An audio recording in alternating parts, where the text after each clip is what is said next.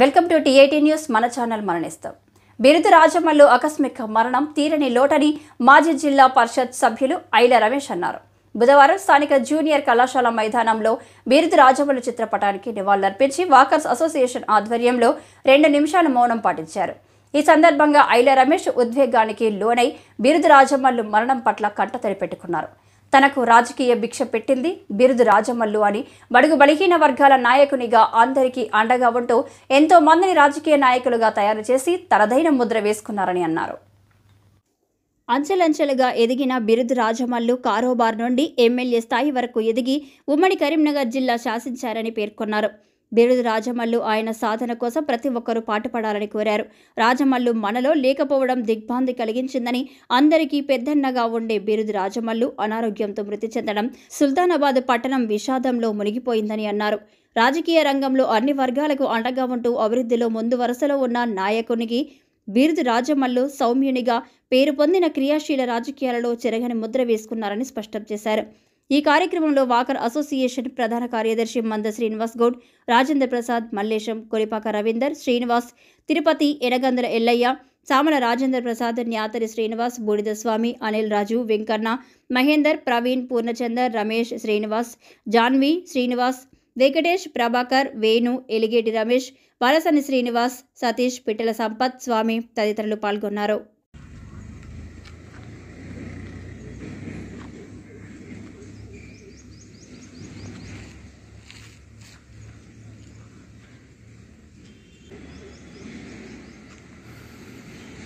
जोहार जोहार जोहार जोहार స్వర్గీయ బిరుదు రాజమల్లన్న గారు పరమపదించడం చాలా విచారకరమైన విషయం. మరి సుల్తానాబాద్ పట్టణంలో కానివ్వండి, మండలంలో కానివ్వండి, అలాంటి బీసీ నేత, అంత పైకి ఎదిగిన నేత ఇదివరకు మన మండలంలో ఎవరు లేరు. మరి ఏకైక వ్యక్తి బిరుదు రాజమల్లన్న గారు. అలాంటి వ్యక్తిని మనం కోల్పోవడం మన దురదృష్టకరం. కారోబార్గా మొదలుకొని ఎమ్మెల్యే వరకు, కారోబార్ నుంచి సర్పంచ్ నుంచి మండల్ ప్రెసిడెంట్ నుంచి ఎమ్మెల్యేగా ఎదగడం చాలా గొప్ప విషయం. ఒక బీసీ బిడ్డగా చాలా ఇంత పెద్ద ఎత్తున ఎదిగినందుకు మనందరం గర్వించవలసిన విషయం ఇది.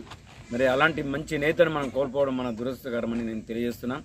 మరి అలాంటి నేతను కోల్పోయినందుకు మనం ఎప్పుడు కూడా ప్రతి సంవత్సరం అతని గత స్మృతులు మనం గుర్తించుకుంటూ వారిని స్మరించుకుంటూ ఎప్పుడు ఉండాలని నేను కోరుతున్నాను.